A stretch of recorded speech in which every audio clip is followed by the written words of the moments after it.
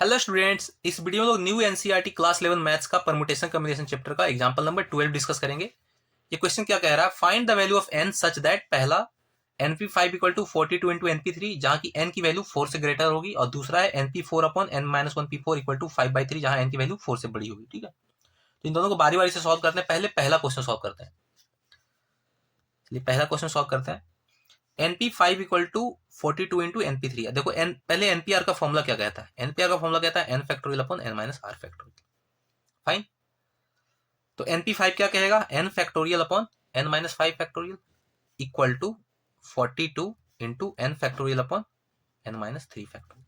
अब देखो n factorial का आप यहीं से काट दो।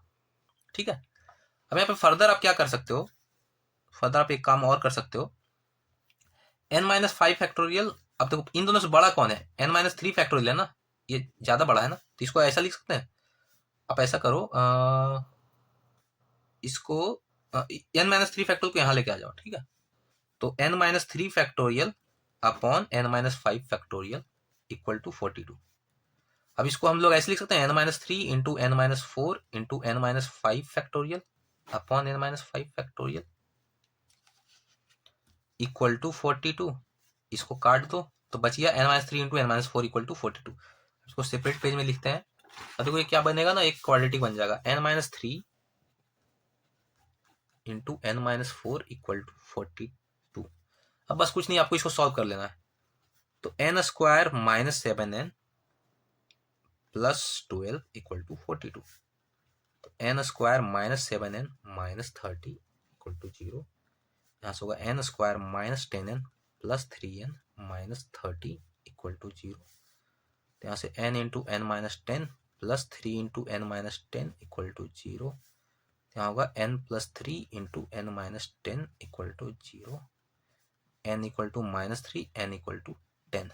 अब क्या n की वैल्यू निगेटिव हो सकती है क्या, नहीं हो सकती, तो इसको रिजेक्ट करोगे, रिजेक्टेड। और n इक्वल टू 10 आप एक्सेप्ट कर लोगे। ठीक है, अच्छा एक्सेप्ट जनरली ऐसे क्वेश्चन में आपको क्या करना है ना, ऐसे क्वेश्चन देखो, इसको एक्सेप्ट अभी नहीं करोगे, इसका वैल्यू, इसका फिर से क्वेश्चन में देखो क्या कह रहा है। देखो यहाँ पे कंडीशन लगा कि n की वैल्यू 4 से बड़ी होनी चाहिए। तो n का वैल्यू मेरे पास 10 आया, तो क्या 4 से बड़ा है, तो हाँ है, तो एक्सेप्ट कर लेंगे। ठीक है, आई होप आप समझ रहे हो। ठीक है, तो आपको तुरंत एक्सेप्ट नहीं करना, आपको पहले क्वेश्चन में फिर से जाना है, देखना कि क्या क्या कंडीशन लगा हुआ था। ठीक है, तो चलिए ये हो गया आपका, तो पहला तो हो गया। अब दूसरे पे आते हैं। अब दूसरे को भी क्या करते हैं, एक सेपरेट पेज में डिस्कस करते हैं। यह np4 upon n minus 1p4, यह है np4 upon n minus 1p4 equal to 5/3।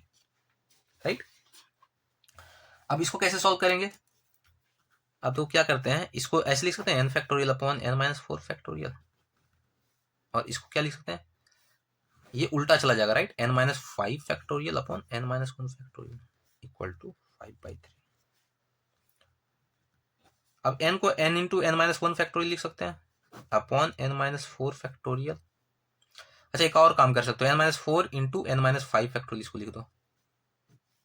ठीक है, into n minus 5 factorial upon n minus 1 factorial. देखो अब ये कट जाएगा, ये भी कट जाएगा, तो बचा आपके पास क्या, काफी सिंपल सा बचा, आपको लीनियर इक्वेशन बचा actually, n upon n minus 4 equal to 5/3। बस क्रॉस मल्टीप्लाई कर लो, तो 3n equal to 5n minus 20, तो 2n इक्वल टू 20।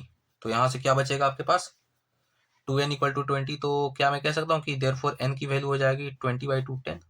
तो n का आंसर आ जाएगा 10, n equal to 10 is our correct answer.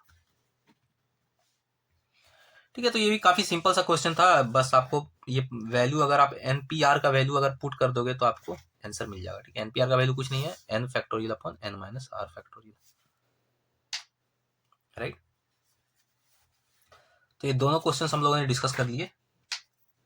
इसका था आंसर n इक्वल टू 10। अच्छा इसका भी आंसर आया है n इक्वल टू 10। राइट, दोनों का answer actually n equal to 10 ही आया। अच्छा इसमें भी कंडीशन था n ग्रेटर देन 4, दोनों जगह n ग्रेटर देन 4 था। अच्छा अब सोचो ये कंडीशन क्यों लगा कि 4 से बड़ा ही होना चाहिए, कोई कोई लॉजिक है क्या। अब देखो 4 से अगर छोटा होगा तो, हाँ देखो 4 से बड़ा क्यों रखना है, क्योंकि देखो यहाँ पे आप 4 से छोटा नहीं रख सकते, मतलब 4 भी नहीं रखते, 4 से बड़ा ही रखना पड़ेगा क्योंकि नीचे 5 है, राइट। इसीलिए कंडीशन लगा हुआ है कि n ग्रेटर देन 4 होगा। यहाँ पे भी सेम कंडीशन है, देखो यहाँ पे 4 नीचे रखा हुआ है, अगर n 4 से छोटा होता या 4 ही होता तो यहाँ 4 डालोगे तो 3p4 हो जाएगा ना। तो ऐसा है क्या, 3 में से आप 4 को कभी चुन सकते हो? 3 आइटम्स में नहीं चुन सकते ना। तो एनपीआर में हमेशा ध्यान रखो, n पे जो कंडीशन होता है वो n greater than equal to r का होता है, राइट। n आपका कभी भी छोटा नहीं हो सकता, मतलब r से, या तो बड़ा होगा या तो बराबर होगा, इसलिए ऐसा कंडीशन लगवाया जाएगा, ठीक है। आई होप ये क्लियर होगा आपको। चलिए नेक्स्ट वीडियो मिलते हैं, हम लोग नेक्स्ट एग्जांपल 13 डिस्कस करेंगे। Thank you.